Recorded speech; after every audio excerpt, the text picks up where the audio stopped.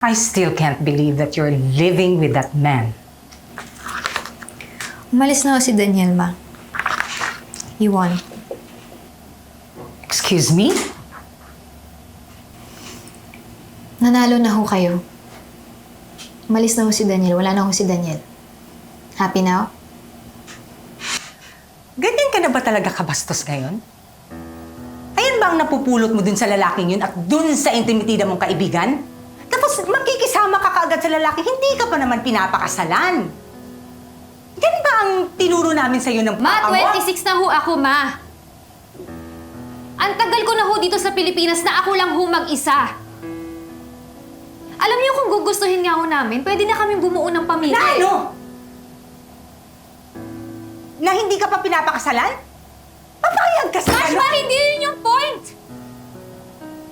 Hanggang ngayon ba, ma, ganyan pa rin tingin niyo sa mga taong nasa tamang edad na nagli-live-in, ha?